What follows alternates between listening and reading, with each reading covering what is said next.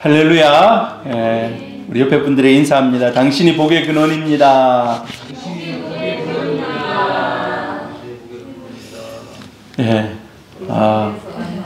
2024년이 벌써 훅 지나가고 있습니다.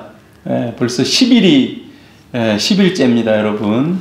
시간은 정말 쏜 화살처럼 빨리 지나갑니다. 언제 그냥 벌써 10일이 그냥 훅 지나가고 있어요.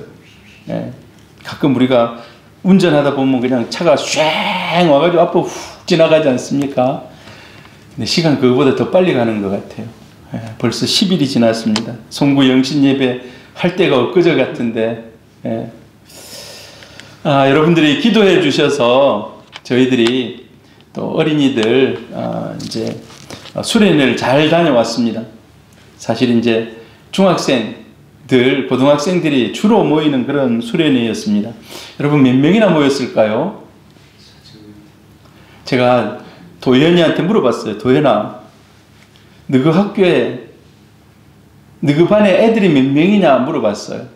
지금 반의 아이들 몇 명이냐 물어보니까 여러분 몇 명일 것 같습니까?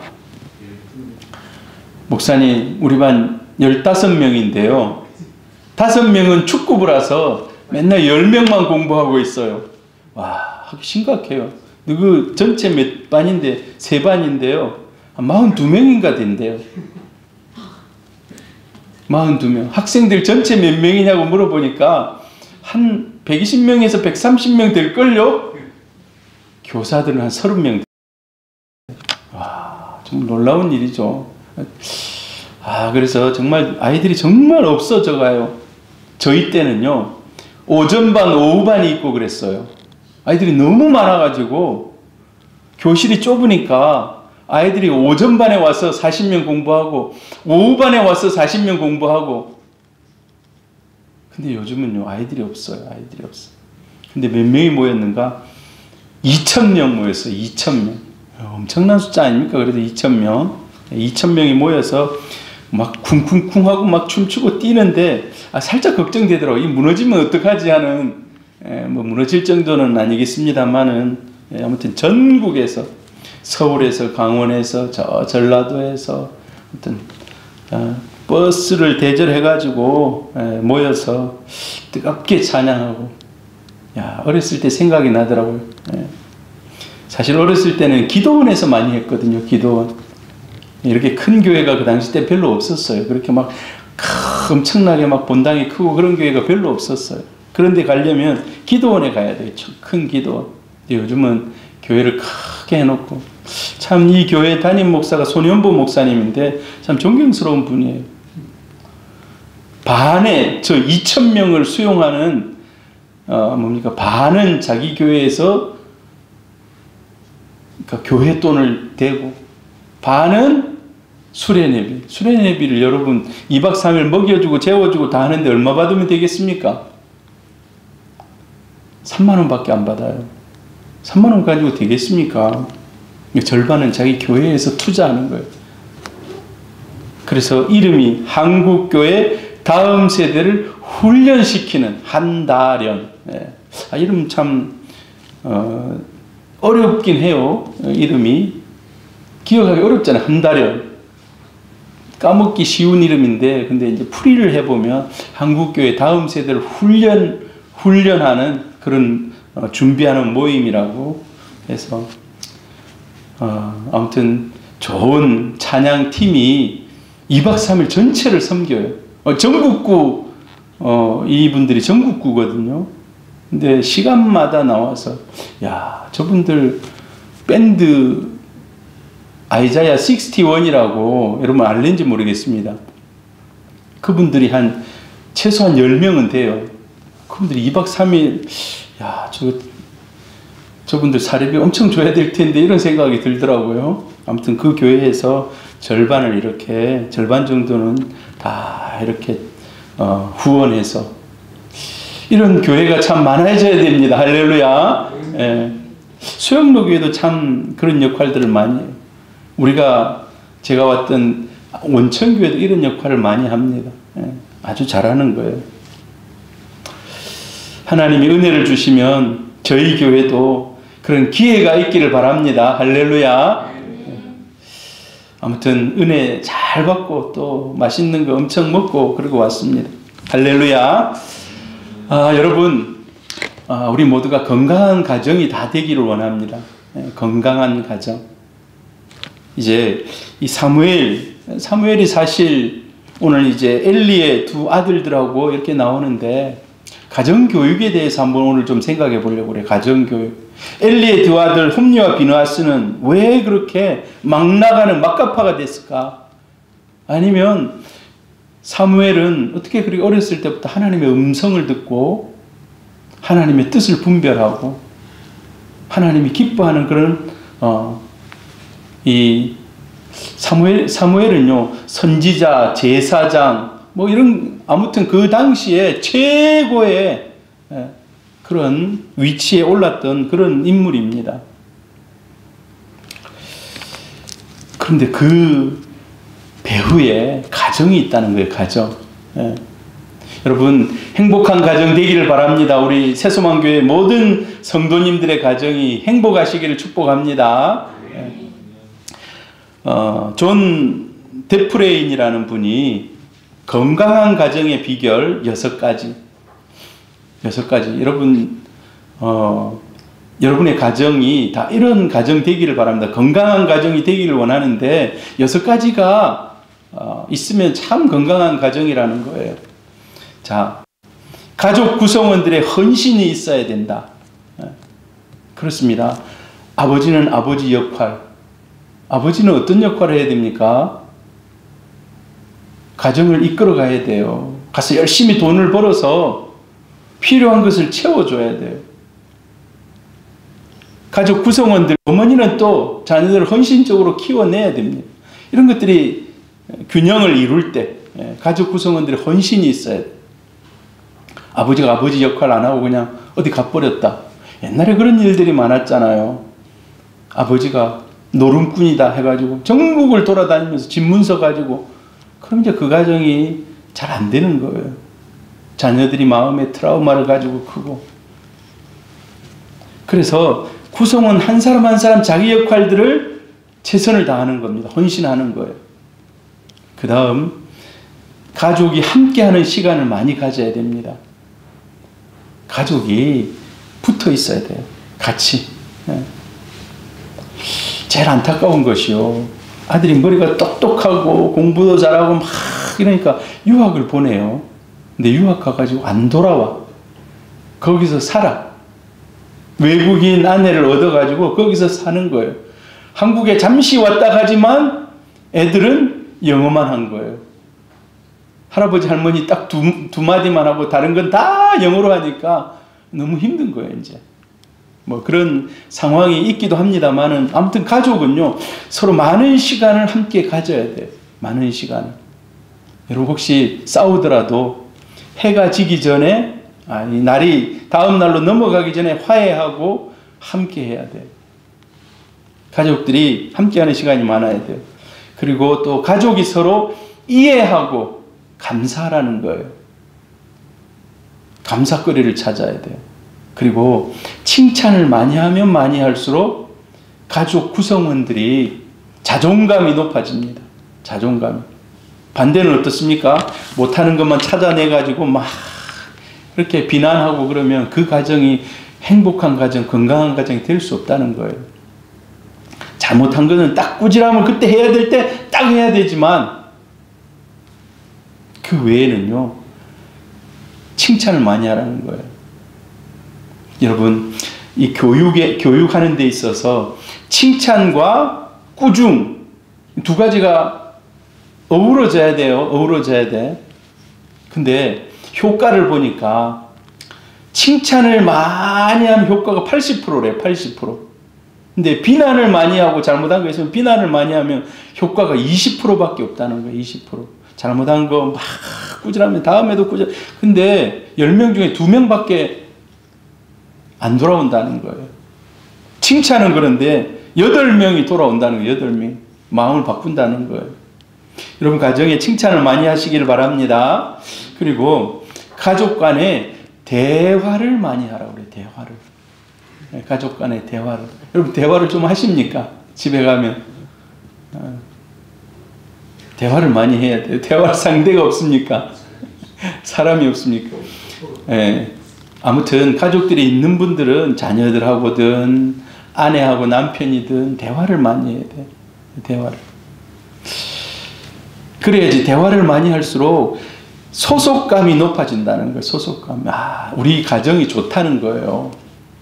대화를 많이 하면 할수록 우리 가정에 대한 소속감, 이런 것들이 더 공고해진다는 겁니다. 그리고 영적으로 건강해야 된다는 거예요. 이제 이 크리스찬에게 주는 건강한 가정의 비결, 교회에서 배운 것을 가정에서 실천하라는 거예요. 그래서 여러분 중요한 게 가정예배, 가정예배.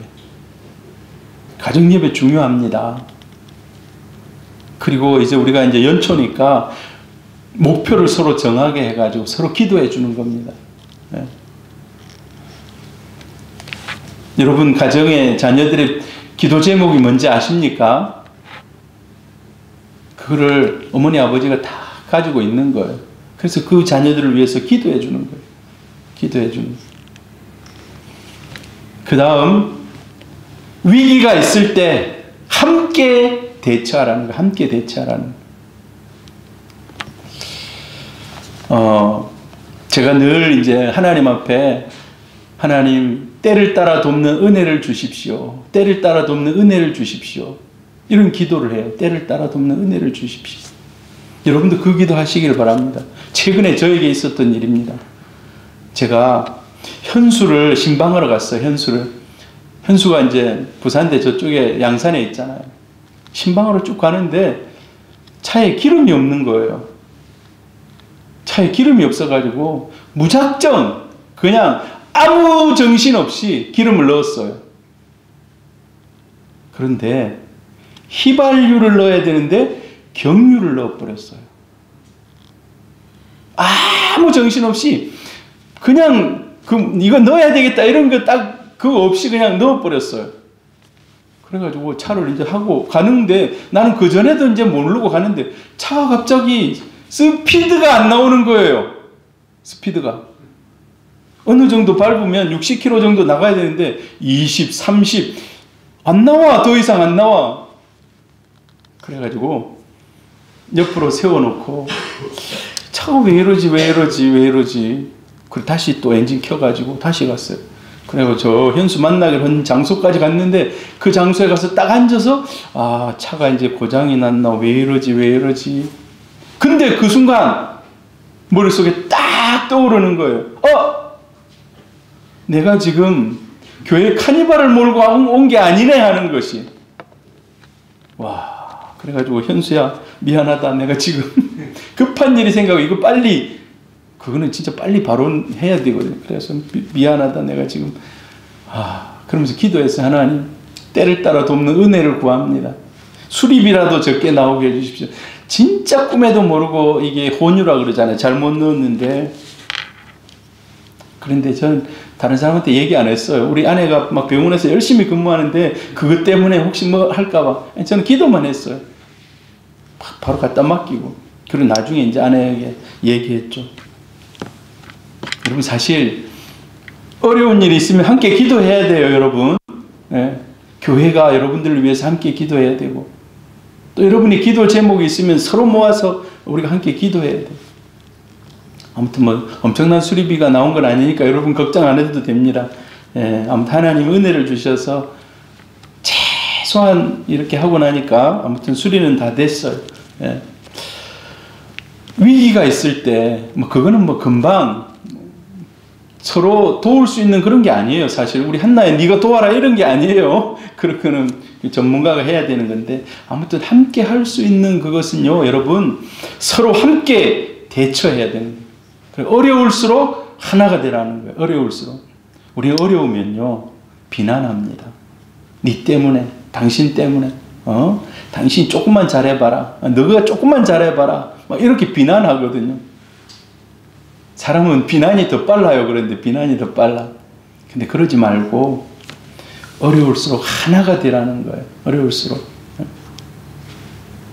그래서 건강한 가정 비결 6가지 여러분 잘 기억해 두시기를 바랍니다. 예. 어떤 목사님의 칼럼에 보니까 이분 이제 이 목사님이 강문호 목사님으로 해서 강문호 목사님 한국에서 이 성막의 1인자라고 할 수 있어요. 성막 연구의 1인자. 이분이 쓴 그 칼럼에 보니까 좋은 가정 5가지. 그거는 외국 목사님이 쓴 글이고 한국 목사님이 쓰신 글을 보니까 좋은 가정 5가지 기능. 이 5가지 기능에 대해서 알려드리려고 그래요. 자, 좋은 가정이 되기 위해서는 5가지가 좀 차 있어야 된다는 거예요. 5가지가 풍성하게. 첫 번째, 경제적 기능이 활발해야 한다. 이게 뭐냐 하면 먹고 자고 이게 기본으로 좀 해결이 돼야 된다는 거예요. 너무 부자가 될 필요는 없습니다. 그런데 집에 먹을 것이 없다. 그럼 이제 그건 건강한 가정, 좋은 가정이 못 되더라는 거예요. 그럼 이제 뿔뿔이 흩어져야 돼요. 먹을 걸 찾아서. 뿔뿔이 흩어지는. 먹고 자고 안전에 대해서는 신경 안 써도 될 만큼 그런 가정이 돼야 된다는 거예요. 잠언 30장 7절 9절 한번 같이 한번 읽어봅니다. 내가 2가지 일을 주께 구하였사오니 내가 죽기 전에 내게 거절하지 마시옵소서. 곧 헛된 것과 거짓말을 내게서 멀리하옵시며 나를 가난하게도 마옵시고 부하게도 마옵시고 오직 필요한 양식으로 나를 먹이시옵소서. 혹 내가 배불러서 하나님을 모른다 여호와가 누구냐 할까 하오며 혹 내가 가난하여 도둑질하고 내 하나님의 이름을 욕되게 할까 두려워함이니이다. 나를 가난하게도 마시고 부하게도 마시고 경제적으로 어느 정도 안정될 수 있도록 여러분 그 기도하시기를 바랍니다. 우리 자녀들이 우리 가정이 하나님 경제적으로 안정될 수 있도록. 예. 주님이 그런 복을 우리 성도님들에게 주시기를 축복합니다. 두 번째로 교육적 기능이 건전해야 된다는 거예요. 다른 말로 가정교육. 여러분 우리가 아이들 학교 가서 배우게 합니다. 아이들 학교 가서 배우게 해요. 그런데 전에도 제가 얘기했죠. 어떤 그 집사님이 자기 집에서 이제 유치원 교사하다가 그만뒀던 집사님이 집에서 이 아이를 막 어디 유치원도 안 보내고 어린이집도 안 보내고 보냈어요. 학교 갔는데 그 아이가 와 엄마 애들이 내가 모르는 욕을 해요. 욕을 해요라는 거예요. 그렇습니다. 세상은 좋은 거 가르치기도 해요. 그러나 안 좋은 것들이 더 많아진다는 거예요. 청소년 시기에는 누구를 통해서 범죄를 배웁니까? 친구들을 통해서. 근데 그러기 전에 아이들에게 가정교육을 잘 해야 된다는 거예요. 무관심은 안 됩니다. 무관심은 안 돼요. 자녀들에게 무관심은, 특별히 자라나는 어린 아이들, 이 무관심은 안 돼요. 사회에 또 우리는 혼자 살아가는 게 아닙니다. 요즘 하나만 낳아가지고 너무 이기적으로 키우는 거예요. 너무 이기적으로. 그래서는 안 된다는 거예요. 사회성. 예. 사회성을 길러줘야 돼요. 사회성. 사도행전 7장 22절 한번 읽어봅니다. 모세가 애굽 사람의 모든 지혜를 배워 그의 말과 하는 일들이 능하더라. 나이가 40이 되매 그 형제 이스라엘 자손을 돌볼 생각이 나더니. 모세가 민족의 지도자 아닙니까? 이스라엘 민족의 지도자. 근데 모세가 어렸을 때 오늘 여기 사무엘도 젖을 뗄 때까지 엄마가 그를 데리고 가정교육을 시켰습니다. 보통 한 4살이나 5살 정도. 모세도 마찬가지. 모세의 어머니가 요게벳입니다. 모세의 어머니 요게벳. 요게벳이 사실 아이를 놓고 이집트 그 강물에 띄워 보냈어요. 근데 나중에 다시 자기가 아이를 키우게 됐어요. 그때는 이제 보모 역할을, 사실 자기 아이인데, 근데 그 아이를 젖을 먹이면서 가정교육을 시키는 거예요. 사실 엄마니까 사랑 정성을 쏟아서 가르칩니다. 그리고 나서 젖을 떼니까 엄마로부터 멀어져요. 이제 엄마가 더 이상 얘를 케어할 필요가 없는 거예요. 그때부터 완전히 왕궁 교육을 받아야죠. 왕궁 교육. 근데 오늘 아까 사도행전 그 말씀이 뭔가? 자기가 40년 동안 교육을 다 받았지만 40년 교육을 딱 받고 나서 나중에 자기 머릿속에 떠오른 생각이 있었다는 거예요. 아, 나는 히브리인이다. 나는 히브리인이다. 왜 우리 히브리인들은 저 막 뭡니까? 피라미드를 쌓고 막 저렇게 어려운 일, 힘든 일을 하지? 돌볼 마음이 생겼다는 거예요. 어렸을 때 배웠던, 여러분, 연어도 치어를 방류하면 막 몇 년 돌아다니 커가지고 지가 돌아오잖아요. 그랬다는 거예요. 아, 나는, 내 정체성은 히브리인인데, 그래서 히브리인을 위해서 살아야 되겠다. 히브리인 편을 들어줘야지 하는 그런 생각이 들었다는 거예요. 이게 가정교육의 힘입니다. 돌아온다는 거예요. 돌아와요. 예. 나중에 다시 돌아온다는 거예요. 히틀러가 유대인을 증오했습니다. 자기 꿈이 온 세상에 유대인을 다 파리 죽이듯이, 모기 죽이듯이, 해충 죽이듯이 없애는 게 자기 꿈이었어요. 그래서 600만 명을 죽였어요. 600만 명. 우리 6.25 전쟁 때 여러분 몇만 명 죽은지 압니까? 민간인, 군인에서 150만 명이 죽었어요. 우리 6.25 전쟁 때 죽은 사상자가. 근데 유대인만 해서 600만 명을 근데 왜 죽였을까? 왜 죽였을까요? 히틀러가 어렸을 때 자기 아버지가 행상을 했어요. 행상. 물건을 띠다가 파는 사람이었어요. 그래가지고 물건을 사가지고 와서 팔고, 이걸 못 팔더라도 집에 와야 되는데 집에 안 들어오는 거예요. 다 팔 때까지. 어떤 때는 뭐 이틀, 3일, 일주일, 한 달 집에를 안 들어오고 그 물건 팔러 돌아다니고 있는 거예요.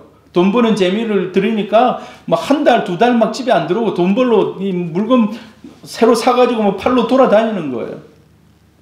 근데 그때 사단이 나고 말았어요. 뭔가? 자기 어머니가 너무 외로운 거예요. 너무 외로웠어요.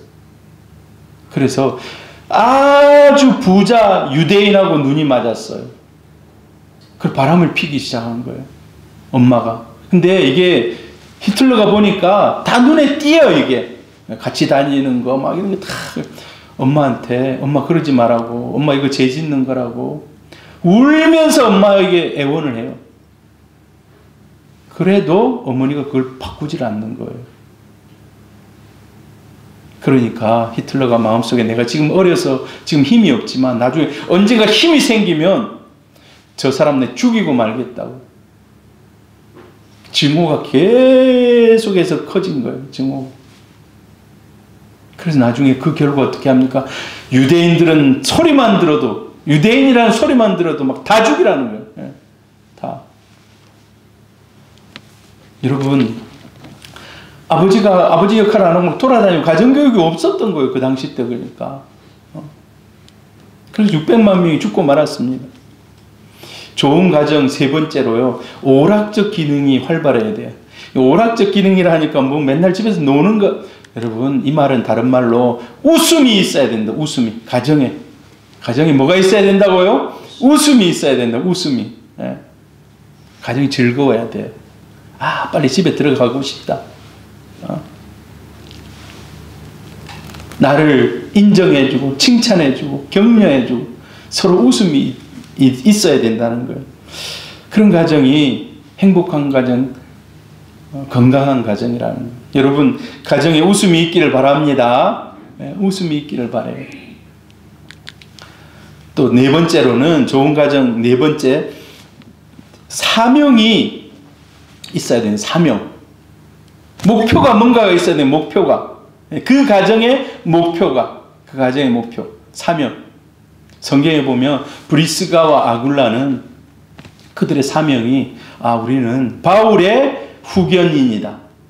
바울이 가면 어디든 가서 우리가 복음의 동력자가 되겠다. 이게 자기 가정의 사명인 거예요.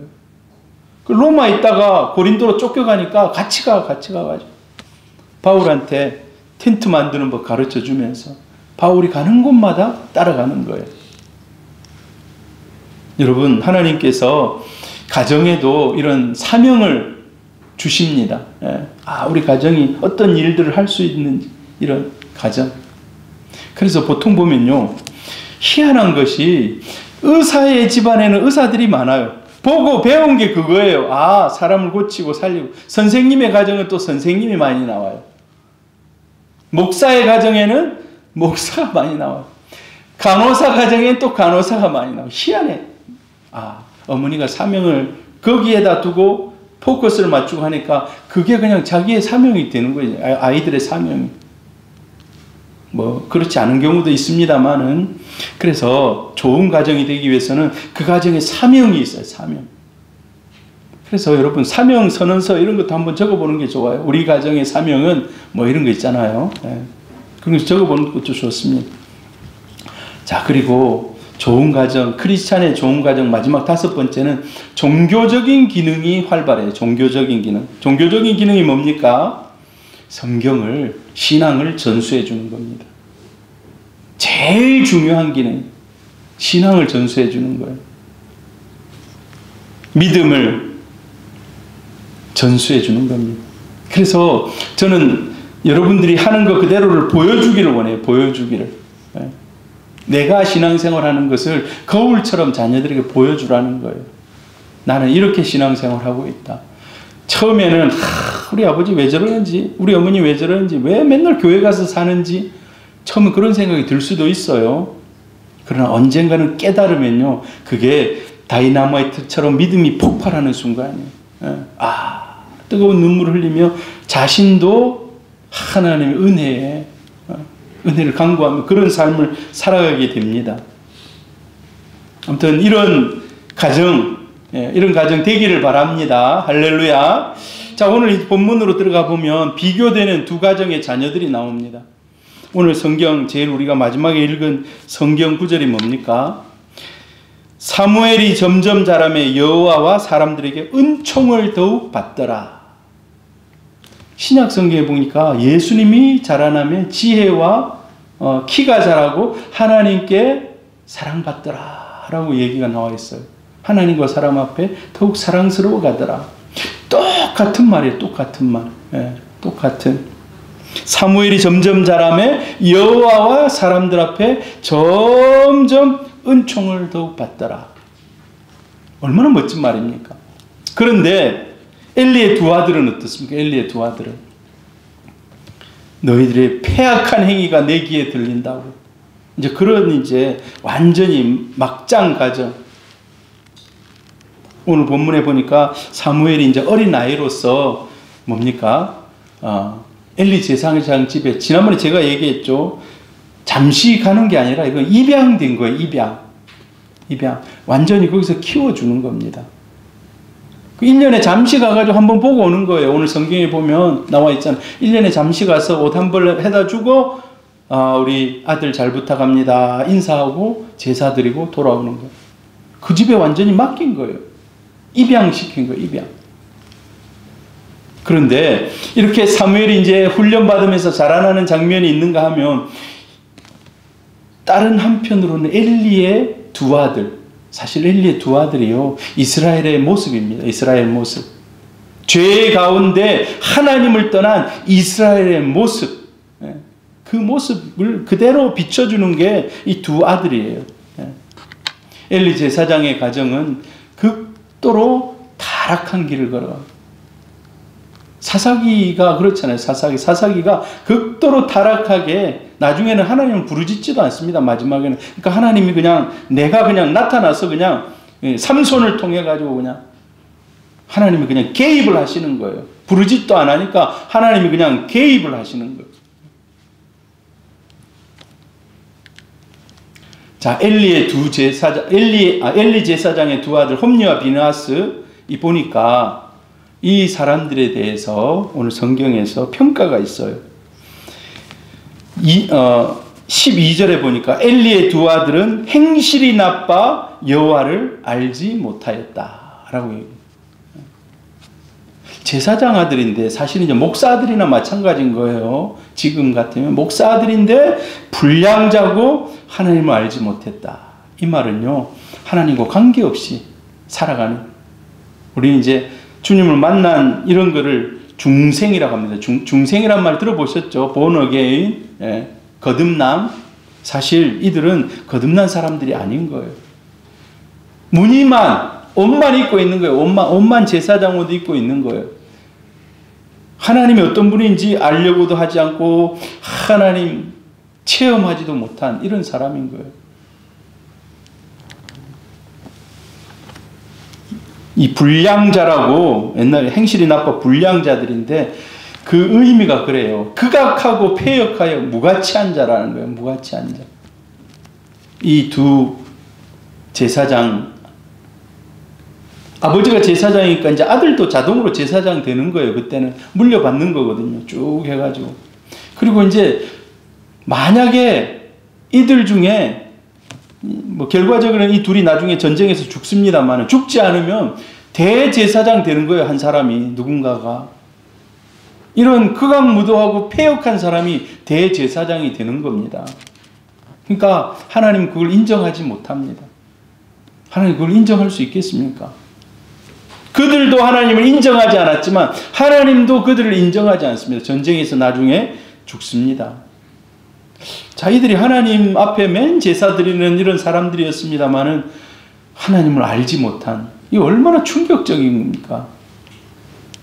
근데 그런 일이 있을 수 있습니다. 우리가 예배 드리지만 하나님 없는 내 마음 내 뜻대로 그렇게 예배 드리다 나중에는 결국은 하나님을 떠나가는 이런 사람들 많습니다. 그리고 두 번째로 하나님이 주신 성직, 제사를 우습게 여기는, 다른 말로 하나님께 예배하는 것을 하찮게 여기는 거예요. 이스라엘 사람들이 하나님을 만나는 방법은 제사밖에 없어요. 그 당시 때. 제사를 통해서 양을 잡든 소를 잡든 비둘기를 잡든 잡아가지고 하나님께 제사를 드림으로 하나님을 만나 죄사함을 받는 건데 이걸 아무렇지도 않게 생각하는 거예요. 그리고 어떻게 합니까? 좋은 거는 자기가 다 중간에 가로채가지고 먹어버리고 막 다. 여러분, 예배는 두렵고 떨림으로 하나님 앞에 나가야 될 줄 믿습니다. 내 만족을 위해서 하는 게 아니에요. 내 만족을. 야, 내가 예배 드리니까 이제 이번 주 안 빠졌으니까 야, 뭐 이런 게 아니에요. 내 만족이 아니라 하나님을 만나는 겁니다. 하나님을 만나는 거. 그래서 거룩하고 신성한 거예요. 거룩하고 신성한 거. 그 일에 쓰임 받는다는 게 얼마나 이 거룩한 일입니까? 그런데도 불구하고 그냥 마음껏 자기 하고 싶은 대로. 여러분, 우리가 예배 드리고 싶다고 드리고 뭐 오늘은 뭐 컨디션이 안 좋으니까 이게 아니라는 거예요. 거룩하고 두렵고 떨리는 마음으로. 그래서 예배에 필요한 모든 것들을 자기들이 다 좋은 걸 다 취해가 버리는 겁니다. 2장 17절 한번 읽어봅니다. 이 소년들의 죄가 여호와 앞에 심히 크면 그들이 여호와의 제사를 멸시함이었더라. 이 멸시라는 말은요, 아무렇지도 않게 내 안중에 없다는 거예요. 그거 아주 하찮게 생각하는 거예요. 아주 하찮게.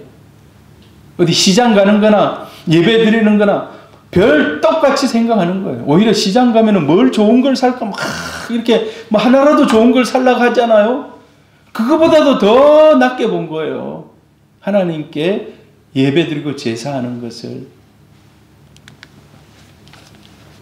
자, 그리고 또 한 가지 2장 22절입니다. 같이 읽어봅니다. 엘리가 매우 늙었더니 그의 아들들이 온 이스라엘에게 행한 모든 일과 해망문에서 수종드는 여인들과 동침하였음을 듣고, 참 있을 수 없는 일이 일어난 거예요. 이스라엘 사람들이 1년에 3번씩, 남자 같으면 1년에 3번 성전으로 제사 드리러 옵니다. 그때 이제 가족들이 같이 와요. 남자든 여자든. 남자는 3번, 여자는 1년에 1번 정도 따라올 수 있겠죠. 같이 와가지고. 근데 혼자 오는 그런 사람, 여자들이었겠죠. 다 음행을 행하는 거예요. 데리고 가서 간음하고. 근데 이게 다 들리는 겁니다. 여러분, 세상에 비밀이 있을까요? 세상에 비밀이 없어요. 세상에. 다 들려지고 다 밝혀진다는 거예요. 그리고 나중에 이 모든 일들이 막 사람들에게 다 들려지는 거예요. 다 들려져요. 그런데 엘리는 어떻게 했는가? 여기서 이제 엘리가 뭔가를 해야 되잖아요. 잘못되고 있다. 어떻게 잘못하고 있다. 그러면 중간에 뭔가를 해야 돼요. 그런데 엘리가 무관심했다는 거예요. 자녀 교육을 실패했다는 거예요. 나중에 이제 우리가 뒤에 뭐 다음 주 정도에 보면 알겠습니다만 하나님이 선지자를 보냅니다. 선지자를 보내가지고 경고해요. 너의 가족이 지금 다 멸망당할 거라고. 그 얘기가 들려오는데 여러분 이런 경고가 들려올 때 어떻게 해야 됩니까? 납작 엎드려서 회개해야 되잖아요. 그것까지도 엘리가 그냥 나이가 많고 그래가지고 그냥 흘려들어 버려. 여러분 아브라함이 믿음이 있었던 걸 우리가 뭘로 압니까? 야 소돔과 고모라 멸망시킨다 하니까 끝까지 하나님 바짓가랭이 맞습니까? 바짓가랭이를 붙잡습니다. 안 됩니다. 거기 내 조카 롯이 있는데 하나님 롯 살려야 되잖아요. 다 멸망시킬 때 롯은 살려주세요. 10명까지 막 내려가요. 50명, 45명, 30명, 20명, 10명. 그 밑으로 더 내려가야 되는데 이제 그 정도는 있겠지 이제 생각한 거예요.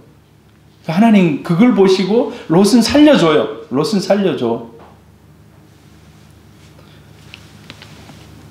엘리가 지금 그래야 돼요. 엘리가 하나님 이제 회개할 테니까 살려달라고. 그런데 그렇지 않아요.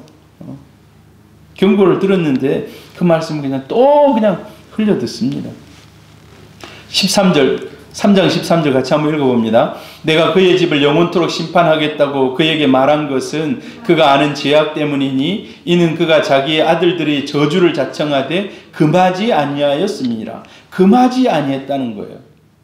예. 너무 안타깝죠. 예. 엘리는 자식들을 키우는데 결국은 실패합니다. 신앙적으로도 인간적으로도 실패합니다. 하나님 말씀도 하나님이 주신 선지자의 말씀도 다 흘려들어 버리는. 그래서 자녀들이 어떻게 됩니까? 불량자요 페류나가 됩니다. 그리고 중요한 것은 엘리는 하나님보다 두 아들을 더 사랑했다는 거예요. 나중에 이 뭡니까? 한나하고 비교를 한번 해보겠습니다. 한나는 어떻습니까? 사무엘을 나시린으로 키웠다는 거예요. 나시린. 머리에 삭도를 대지 않았단 말이 머리를 안 깎았다는 얘기예요.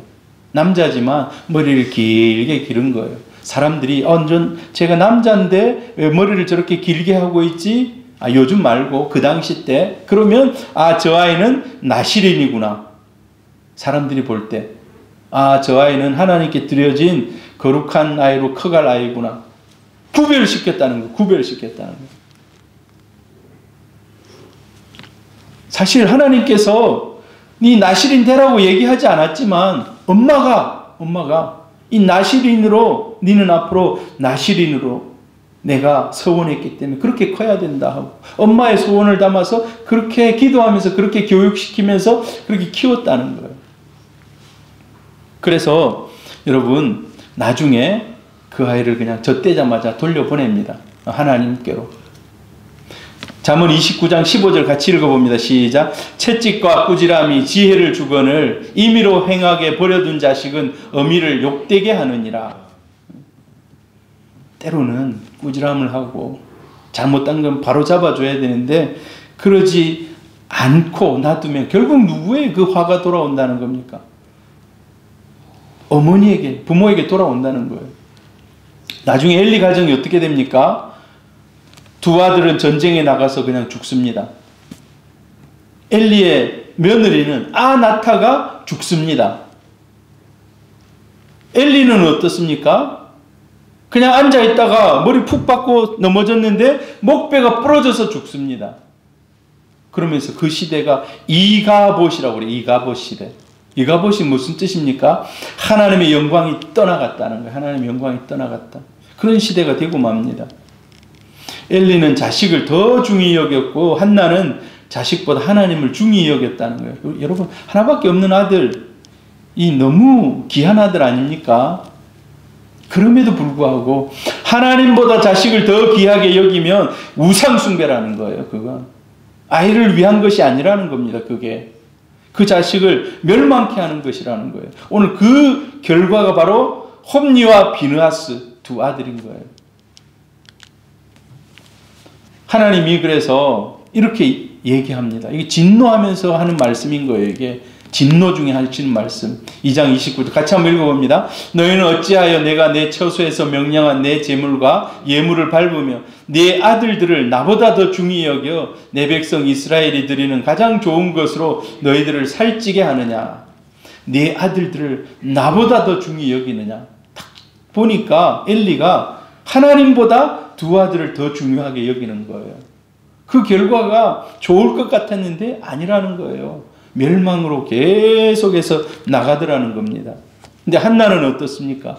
한나가 하나님께 하나님도 아이가 필요하거든요.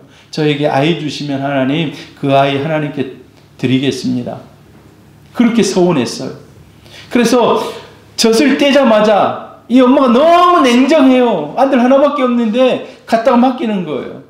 그게 쉬운 일이겠습니까? 쉽지 않잖아요. 어찌 보면 냉정한. 그런데 사실 그보다 더 앞서는 게 하나님과의 약속이었던 거예요.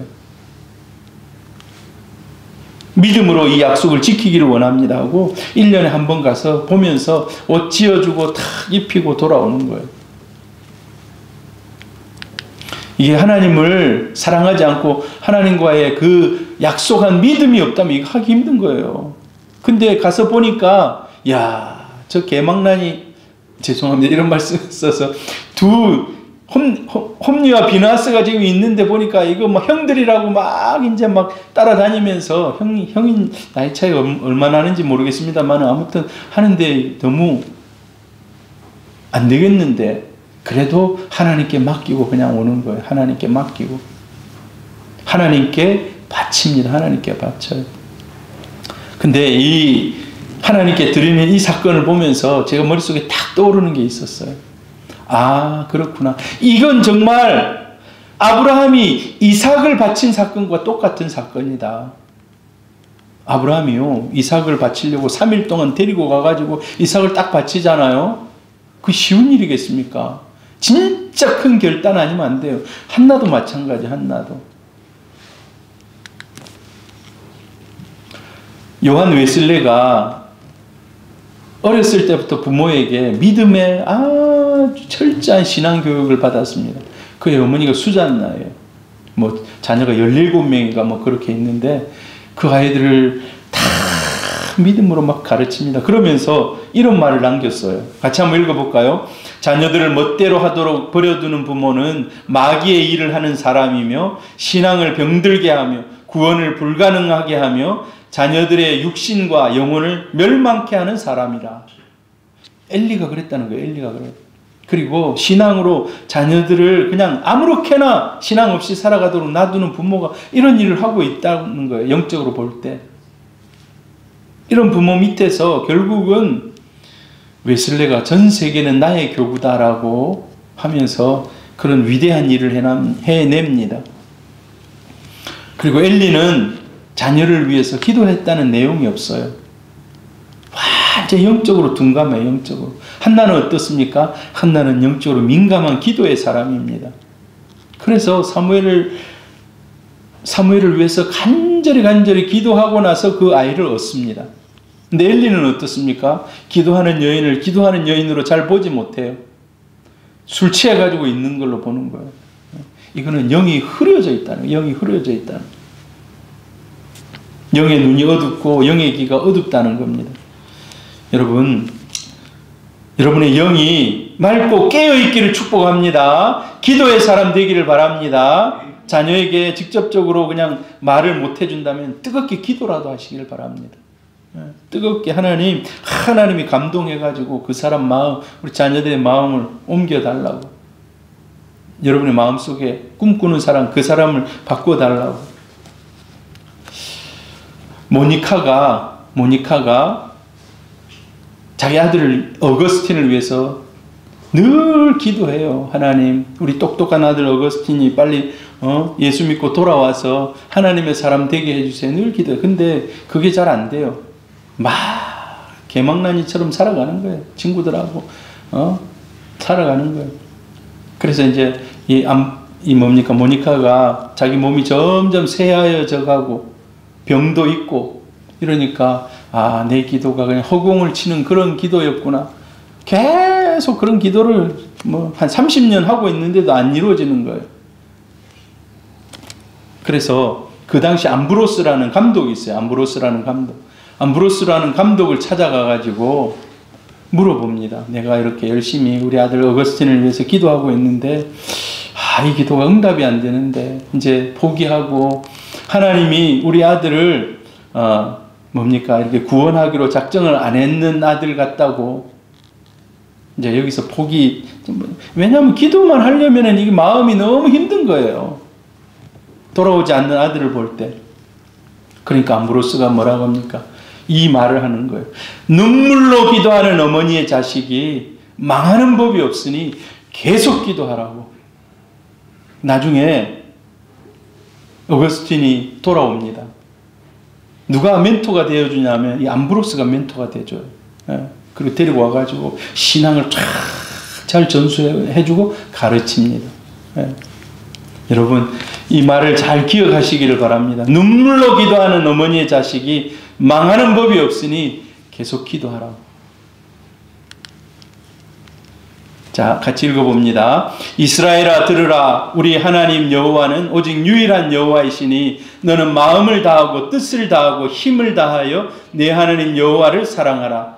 오늘 내가 네게 명하는 이 말씀을 너는 마음에 새기고 내 자녀에게 부지런히 가르치며 집에 앉았을 때에든지 길을 갈 때에든지 누워있을 때에든지 일어날 때에든지 이 말씀을 강론할 것이며 너는 또 그것을 내 손목에 메어 기호를 삼으며 내 미간에 붙여 표로 삼고 또 내 집 문설주와 바깥문에 기록할지니라. 아멘. 제가 이 말씀 오늘 준비하면서 회개를 많이 했어요. 우리 가정이 요즘 이제 우리 아들도 전도사가 돼가지고 바쁘고 또 한나는 또 전주가 있을 때가 많고 내가 가정 예배를 요즘 별로 못 드리고 있구나. 주일날 저녁은 무조건 가정 예배 드려야 되겠다. 다음날 어디 가버리고 자기들 그러니까 전체 모여가지고 가정 예배를 드려야 되겠다라는 그런 생각을. 여러분 마찬가지로 여러분 자녀들이 집을 방문하거나 손자들이 집에 올 때 뭐 합니까 여러분? 오늘 이렇게 하시길 바랍니다.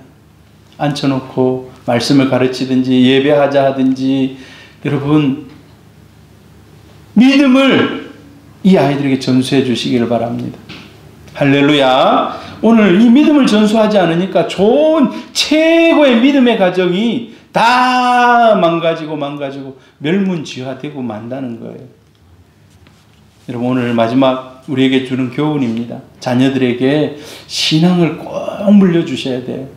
할렐루야. 다른 거 재산 못 물려줘도 돼요. 재산 못 물려줘도 돼. 신앙만은 물려줘야 돼. 신앙만. 선민의식이 생길 수 있도록. 나는 하나님의 자녀다. 나는 하나님의 자녀다. 그리고 그 아이가 너는 앞으로 꿈과 비전을 가지고 사명을 가지고 살아갈 수 있도록. 여러분 사명이 있는 사람은 넘어져도 다시 일어납니다. 하나님의 부르심에 여러분 그 자녀들이 반응할 수 있도록 이런 믿음의 신앙의 교육을 여러분들 가정에서 잘 할 수 있기를 바랍니다. 교회 일주일에 한 번 와가지고 1시간 듣는 거 이거 부족해요. 부족해. 수련회가 좋은 게 뭐냐 하면 거기 가가지고 2박 3일 꼬박 앉아 있어가지고 내가 듣고 싶지 않아도 계속 듣는 은혜의 파도를 맞는 거예요. 은혜의 파도를. 은혜의 파도. 그런 곳이 있으면 반드시 보내야 돼요. 그래서 은혜의 파도. 준원이 목사님 준원이가 이제 몸이 좀 비대해요. 이 녀석이. 그러니까 목사님 허리가 아파요. 초등학생이 허리가 아프다고. 그래도 앉아 있어야 된다. 듣는 것만으로도 지금 은혜가 흘러 들어오고 있다. 잘하는 겁니다. 그게 잘하는 겁니다. 우리의 믿음을 우리 자녀들에게 또 우리 손자 손녀들에게 잘 전수해 줄 수 있기를 바랍니다. 그래서 정말 한나가 사무엘 같은 이런 믿음의 자녀가 태어나듯이 그런 가정과 가문이 되기를 주님의 이름으로 축복합니다.